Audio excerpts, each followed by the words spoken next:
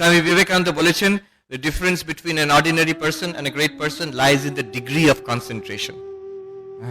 All knowledge, বলছেন the key to all knowledge is concentration. এই কথা বললে অনেকে বলবে এটা বাড়িয়ে চাড়িয়ে বলেছেন, অল নলেজ কনসেন্ট্রেশন দিয়ে হয়। সায়েন্টিফিক নলেজ একটা সায়েন্টিফিক প্রসিডিওর আছে, টিম ওয়ার্ক আছে, হ্যাঁ সায়েন্টিফিক গ্র্যান্ট আনতে হবে, ল্যাবরেটরি আছে, এই করে একটা প্রসেস দিয়ে যেতে যেতে নলেজ হয়, কনসেন্ট্রেশন দিয়ে হবে। I read a biographical piece on John von Neumann. Von Neumann was one of the greatest scientists of the physicists of the 20th. উনি কি দুবার নোবেল প্রাইজ পেয়েছিলেন নাকি আমি ভুলে গেছি। So von Neumann, ওনার বিষয়ে একটা biographical piece.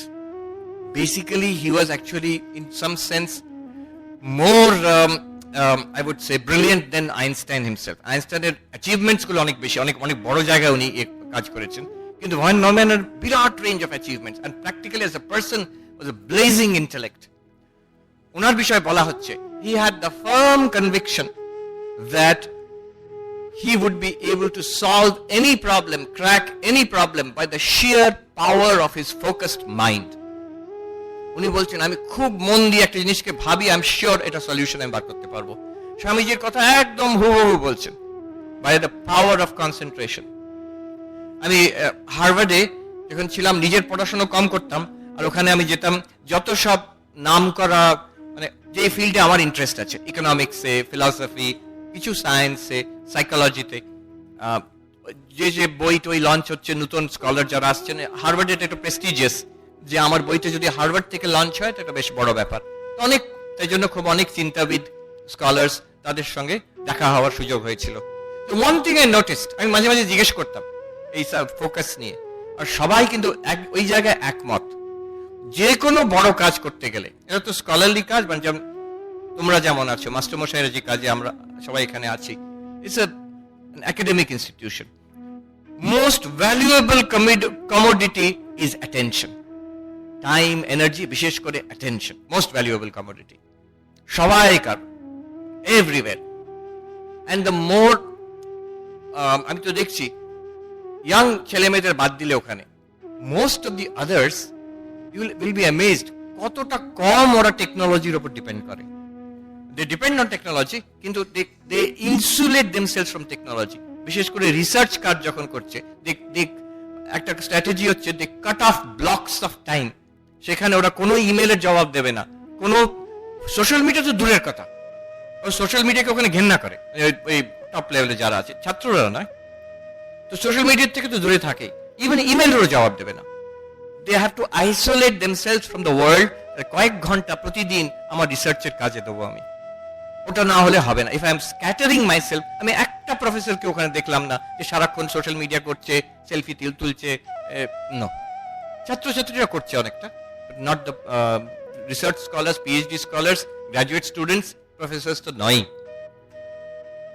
So this is one characteristic of all excellent academic work, and I'm sure in other fields also, বিশেষ করে academic work definitely.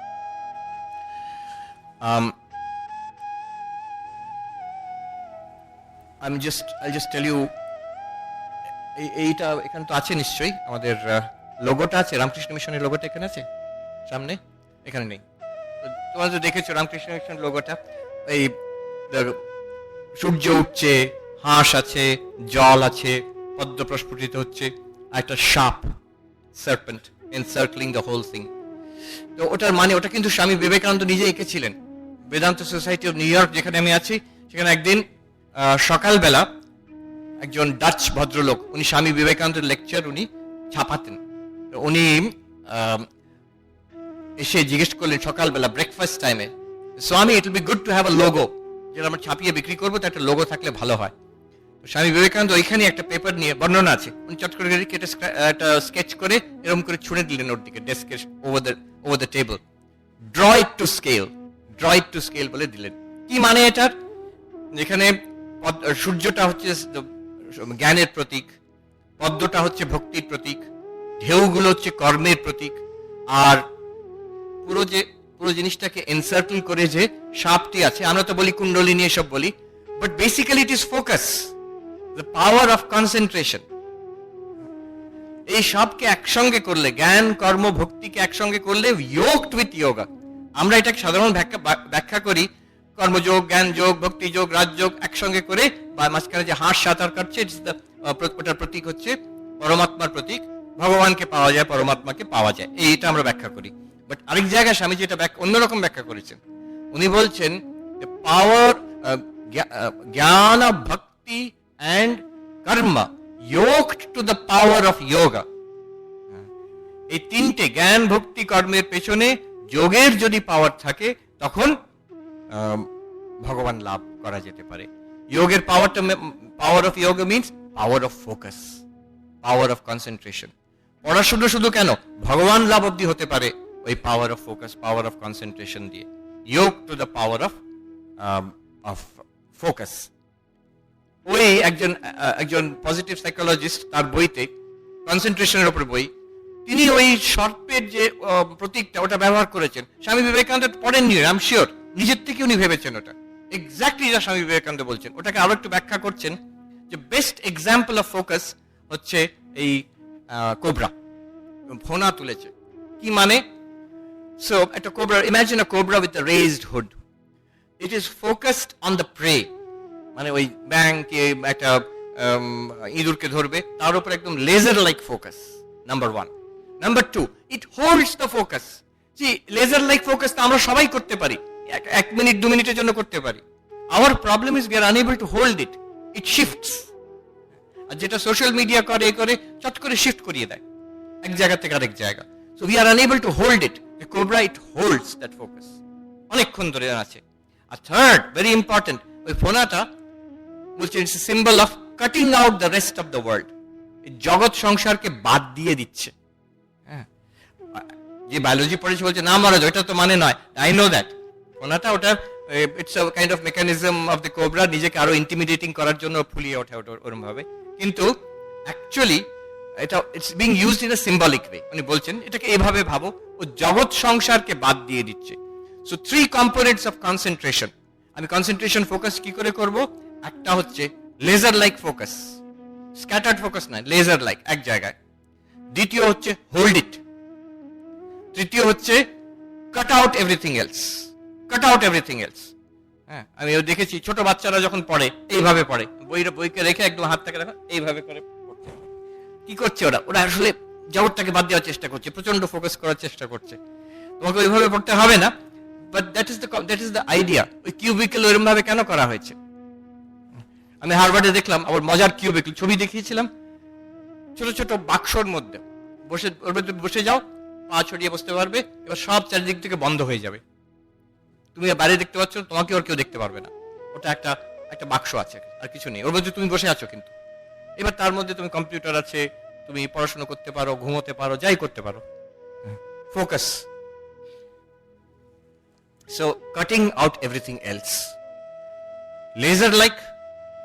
Swami Vivekananda বলছেন secret to concentration is to do whatever you are doing with the fullest possible attention. That's a laser like focus. তারপরে hold it, don't shake. উত্তরাখণ্ডে একজন সাধু, উনি ধ্যান কি করে করতে হবে তার ইনস্ট্রাকশন দিচ্ছে। সে একদম এনসিসি প্যারেড গ্রাউন্ড ইনস্ট্রাক্টরের মতন। বলছেন হিলো মত, নড়বে না, সোজা বসে থাকো। বলো মত, কোনো কথা বলবে না। সোচো মত, চিন্তা করবে না। Hilo mat, bolo mat, socho mat.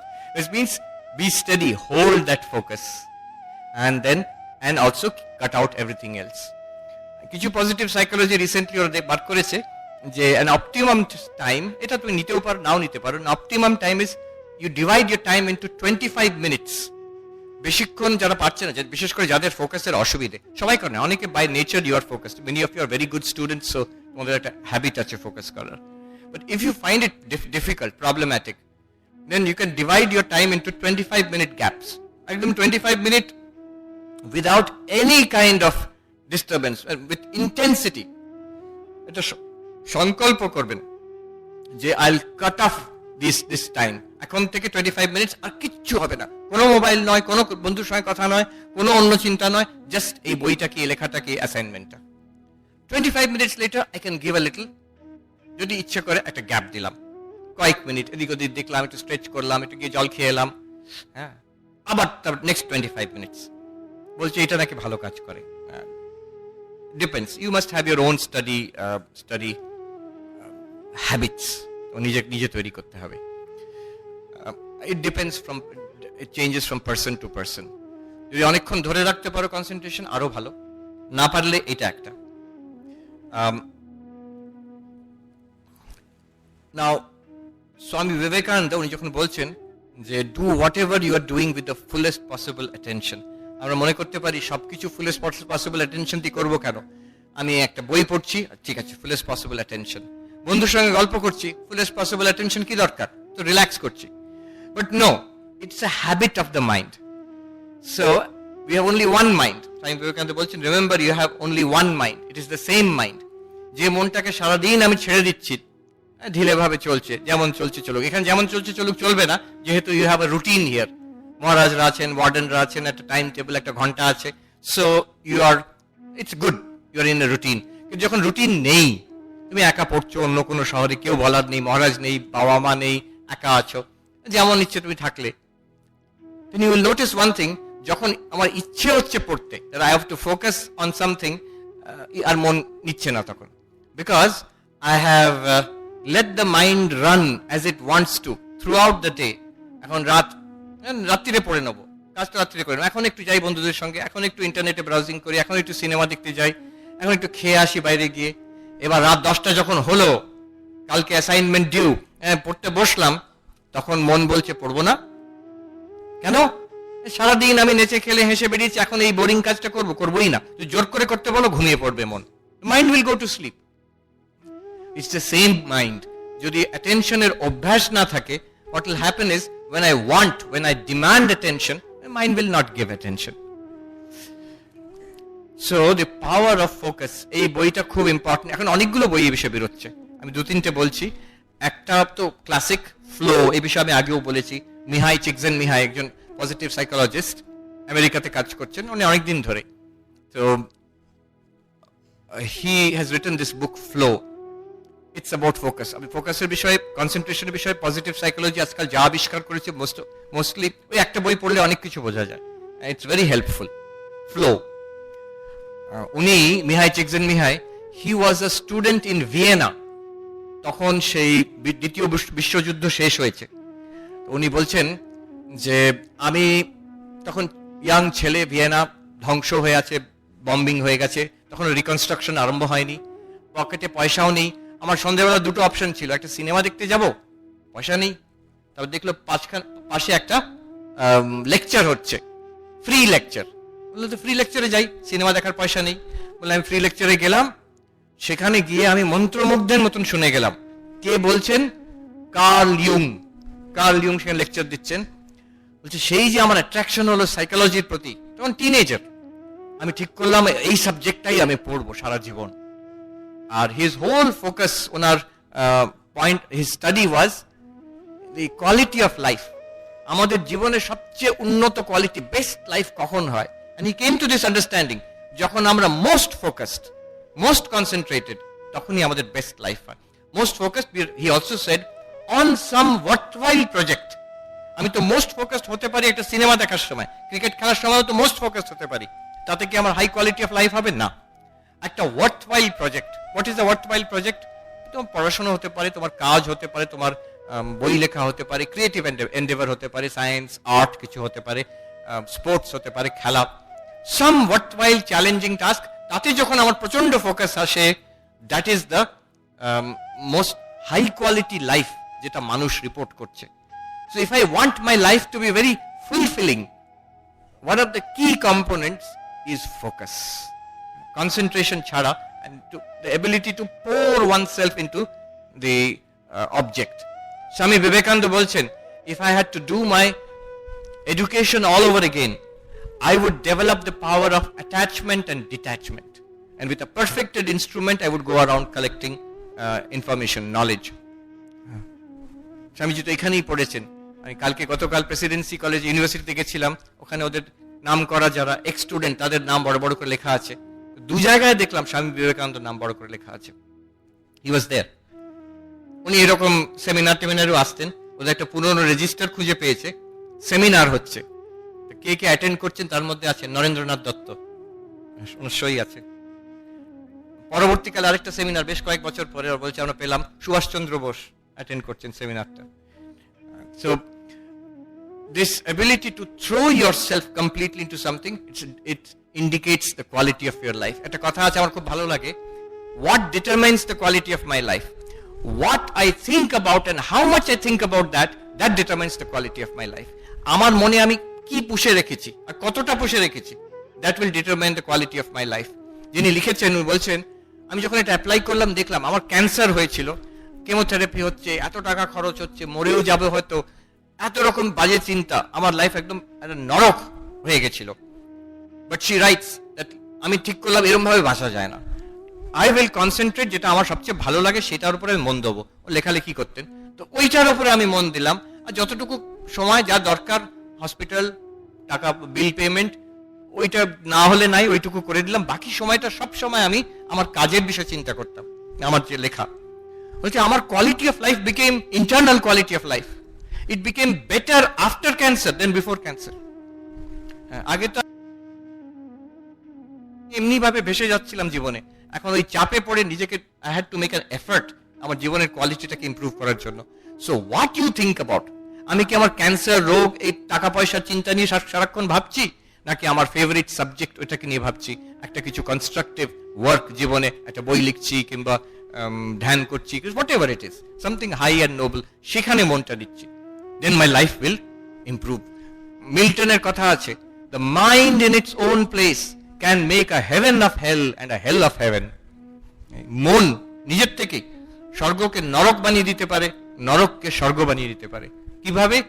কি চিন্তা আমি মনে পুষে রেখেছি, কোন চিন্তাটা, আর সেটাকে ডেলিবারেটলি করতে হবে। ডেলিবারেটলি না করলে কি হবে, যেটা ইমিডিয়েট সমস্যা সেটা মনকে ভূতের মতন পেয়ে বসবে। আমি যদি ডেলিবারেটলি করি, আমি আমার সাবজেক্ট এই নিয়ে ভাববো, আমি আমার ইষ্ট দেবতা, আমার আরাধ্য দেবতা ওই নিয়ে ভাববো। যোগীরা কি করে, একটা উচ্চ উচ্চ আদর্শের উপরে মনটা দিয়ে রাখে, বাকি জীবনে যা হচ্ছে হচ্ছে ও অল্প একটু অ্যাটেনশন দিলেই হয়ে যায়। স্বামী ব্রহ্মানন্দ বলতেন যে মনের 3/4 of the mind keep it on god, যদি রাখতে পারো যদি, তাহলে 1/4 অফ দি মাইন্ড 25% মন দিয়ে তুমি সংসারের সব কাজ করতে পারবে। আমরা উল্টোটা করি, ঈশ্বরে মন রাখি না, 100% মন দিয়েও সংসারে কাজ করতে পারছি না আমরা, মাইন্ড নরক করে দিচ্ছে জীবনকে একটা। So remember this two things, the quality of your life depends what you think about and how much you think about it, মনের কতটা অংশ সেখানে দিয়ে রেখেছো। And the mind in its own place can make a heaven of hell and a hell of heaven. আমি